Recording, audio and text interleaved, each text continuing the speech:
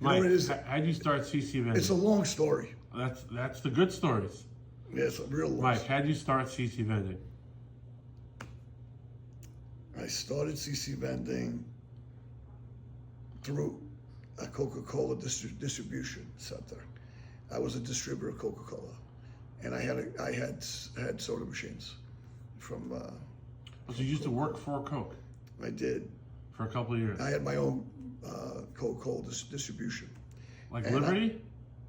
It used to be called Coca-Cola, not Liberty. Liberty didn't exist back then. So you were a distributor. You had an area, a route. How to work? I was a distributor out of 149th Street, and I was in Washington Heights. So they give you a territory. How to work? I bought a route, a Bought a route, franchise. okay. Yeah, 15 years. And And what I did was I was the first one to pre-sell back in '86. what is I got pre-selling? off the truck. I invested in my business, and I put a driver on. That driver used to drive my truck, and I used to get all the orders and deliver it next day. I used to fill my truck and empty my truck every day. Only one in the country that started a pre-selling system. What does pre-selling mean for the masses? You go to a bodega Yeah. or a deli, Yeah. you take an order, and you bring it the next day. And that started something pretty big for me. And I've been very successful. I tripled my business. And when I tripled my business, I used to work about 4 or 5 hours a day, and I got bored. When I got bored, I started with my first vending machine. And I put my first vending machine out. Where was it? I thought it was easy. Where's the first location? It was a laundromat In Washington in Heights? Washington Heights. And then from there, I went from Did you have to buy the machine or Coke gave it to you? No, I used to rent the machines from Coca-Cola. And then that's where CC Vending was born. Oh, And I- CC's Coca-Cola? No, it's not Coca-Cola. What does CC stand for? I can't tell you what CC stands for. Okay. On my next interview, I'll tell you. Stay tuned for chapter 2. It ain't happening. It's not happening. Not today. Gotcha. So anyway, I started CC Vending, and it went through the roof. It went so well because I diversified. I had Coca-Cola. My backing was Coca-Cola, and they gave me locations outside my territory. And I used to put snack machines out there to follow, and then coffee machines, and I just kept going. The only reason why it was successful, because the hardest part, by the way, was counting the money. So counting money, believe it or not, was the hardest part because it was coins back then and some dollar bills. So I accumulated so much change that I had this Italian woman from Italy, my mother, and she came to my house one day and she saw this big bunch of coins in my basement. She went ballistic. And what she did was, she said to me, "Why don't you count this money?" I said, "Listen, Ma, it was too much for me. I can't do it." She goes, "Why don't you bring it to my house? I'll count it for you." So I said, "Okay, you sure?" I said, "Yeah." So I brought it to her. So she took the money. Within 1 week, she counted $7,000 in coins, rolled by hand. And that's how really CC Vending was born, because I really needed someone to count the money. Once she said that she would do it all the time, I went out there and I went crazy. And I started putting vending machines everywhere. It was a miracle. I'll tell you, it was a miracle. It was great. It was a blessing.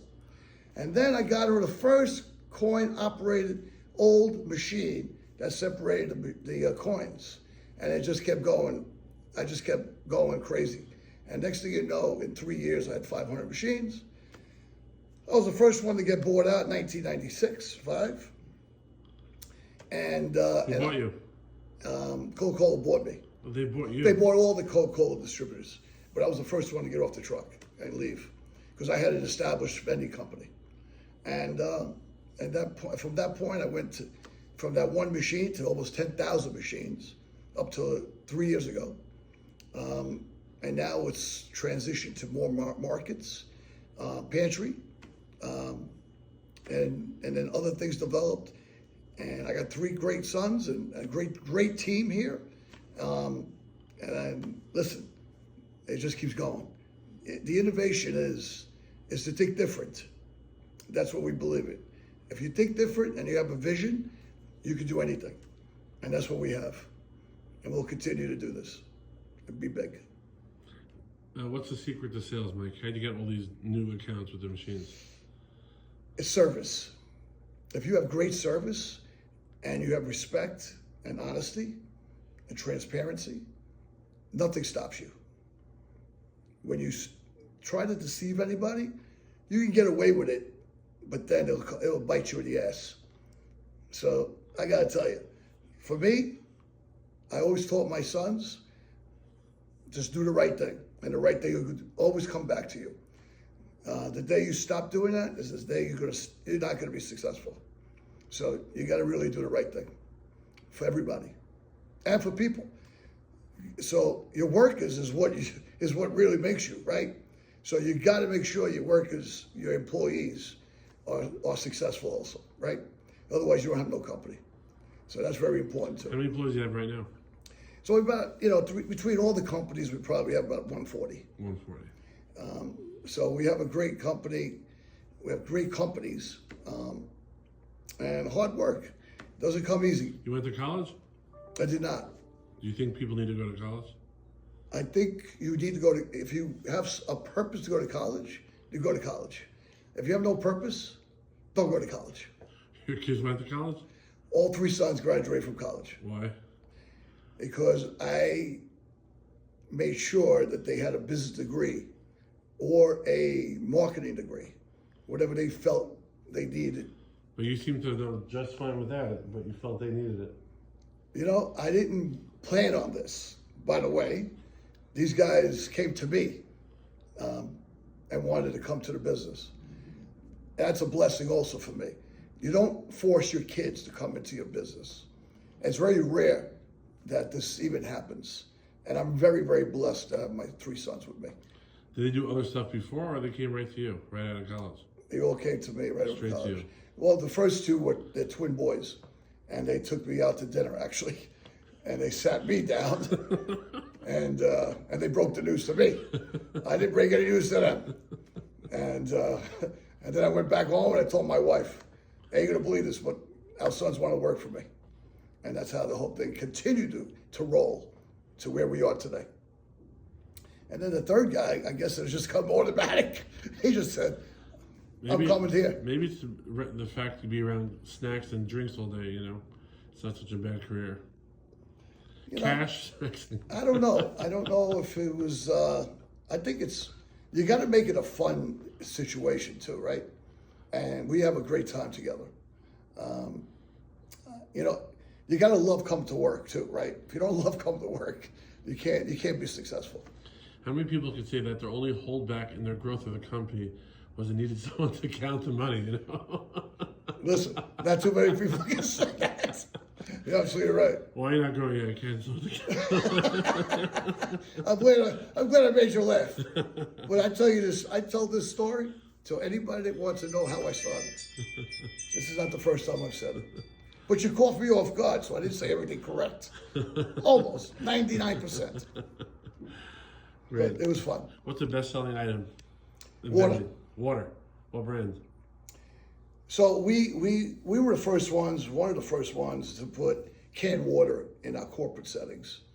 I think that's the most healthiest water today.